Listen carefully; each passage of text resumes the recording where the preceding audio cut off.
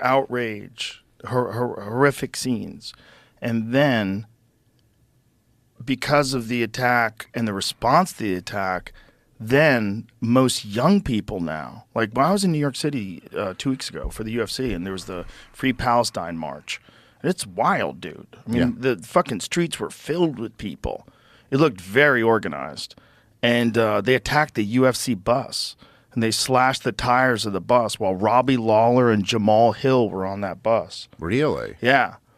Yeah. Apparently, there was a thing where they were blocking traffic, and the bus tried to get through before they got there. And they got angry at the bus, and so they attacked the bus and smashed windows and slashed tires. Jeez. Yeah. They're so lucky that Jamal Hill and Robbie Lawler didn't get off that bus and just start putting people into orbit. Dude, I don't know how many protesters it would take to beat up those two guys. But you have zero chance. Jamal? It's a lot. Dude, Jamal can crack. That's a big fella, too. Yeah. He's a big fella, and he can crack. People are running from him. He's going to crack one or two people, and everyone's going to run. Yeah. Yes, probably. 100%. Yes. My money is on the professional someone's going to recognize Robbie Lawler. Yeah. Someone's going to recognize him. Yeah. And they're going to realize, oh, my God, these are UFC fighters. And there's two of them. Oh, my God. And then you're going to realize, like, who else is on the bus? Let's get the fuck out of here. Yeah. No, well, look, it's probably for the best for those protesters that it didn't go down that way. But, yeah, it's been pretty – look, the protests, and it's global. I mean, they've been all over the world and in huge numbers. Now, let me ask you this. How do they get organized? You know, I don't know. I really don't know the answer to that. And it does seem they're in large enough numbers that it seems hard to believe they're 100% organic. You know, like there's something there. I'm sure people do feel passionately about this subject, but it is, you know, it's pretty, I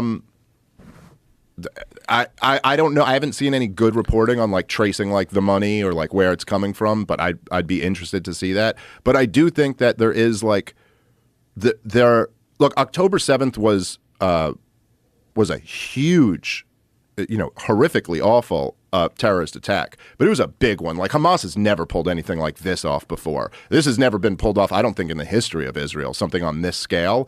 And the response to it is also something that is like Israel's never done before. And so the thing is just so kind of horrible and right in everybody's face that I do think, at least to some degree, there's an organic, you know, reaction to it. And Elon had a very good point. He said, how many, with these people die, how many more future members of Hamas are they creating? Yeah. Because of these attacks. There's a great clip of Pat Buchanan, and it was like around 15 years ago or something like that. It was like debating on MSNBC with some other guy, like a pro-Israeli guy, and he made that point where he was like, because something had just happened, like Israel just did a raid or a bombing campaign, and some innocent Palestinians died, and he was just saying, he was like, who are the like a little girl died or something like that, and he was like, who are the brothers and the nephews and the cousins of that girl going to grow up to be? And, you know, if you look at the timing of it, they're probably right around the age of the Hamas fighters there. And, you know, that's not, of course, to justify terrorism at all, because it's never justified to go target innocent civilians. But you do have to understand we're kind of trapped in this cycle where when some of our people die, we want to go kill some of their people. And then we kill some of their people, so they want to come kill some of our people, and back and forth and back and forth. Yeah. And that's the awful thing about all of these wars on terrorism, is that they always just become, and you can see it. Look, this is what Hamas. This was the whole point of it too, right? It's like this is now the best propaganda and recruiting tool that Hamas has ever had, because now terrorism is almost always about trying to provoke a reaction. Like, this is why Osama bin Laden did 9/11, is that he knew he couldn't, like, militarily defeat the United States of America, but he thought he could pull the same trick on us that we taught him to play on the Russians and get us to invade Afghanistan and bankrupt ourselves. And so what do you think Hamas – look, Hamas pulled off a fairly sophisticated attack. I mean, they came by like land, sea, and air. They took out the Israeli surveillance, which is supposed to be the big, the greatest surveillance system in the world. And they pulled this off.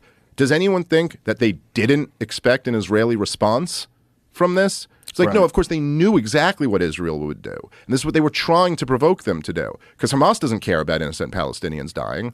But what they wanted was to turn, the world against Israel, and particularly turn the Muslim world. I mean, not that it takes much to turn them against it, but to really put pressure on some of these other governments who had, signed on to the Abraham Accords, which basically was using U.S. tax dollars to buy off these other Arab countries to sell out the Palestinians. So basically for years, these other Arab countries wouldn't recognize Israel, wouldn't normalize relations with Israel, because they were sitting there saying like, hey, this is totally unfair. Like you kicked all of these people out and you don't really have a right to this land, and they need to be, treated with whatever, given independence or something like that. And so we won't normalize relations with you. And then basically Trump's plan and Israel's plan was like, well, how about we just bribe you to normalize relations with Israel, even though we're not giving the Palestinians their freedom. And he got a bunch of them to sign on to it. And so for the Palestinians, this was like, I mean, you could almost imagine the hopelessness, because now this was kind of your only hope, that someone else was going to catch your back. And now everybody's basically agreed, like, yeah, look, you're never getting your state. You're never getting your independence. We're never going back to 67 borders. This is life forever. And like an open air prison. Yeah. I mean, people get upset about that characterization, and it's not perfect. It's not perfect, but it's close. It's containment. Yeah. It's some kind of containment. Yeah. Well, I mean, look, it's imagine, if all you got to do with all of these things. This is why I would like Ron Paul is the greatest American hero in my opinion, because like this was his whole central point on foreign policy, was always like, you just have to try a little bit to put yourself in their shoes. And how would you feel if you were like occupied by a foreign government, which essentially isn't really a foreign government. It's really your government, because they're the ones who really run the place. And how would you feel about that? In the West Bank, where they're still under military occupation, these guys, the IDF run in and scream curfew. And you got to run inside your house when they do that. Just like that, even just that level of like that's crazy. Being controlled by a group of people who are not your people, Hey, woman, since your man ain't got no heart, why don't you go to my apartment tonight and I'll show you a real man. There you go. What? Fuck you.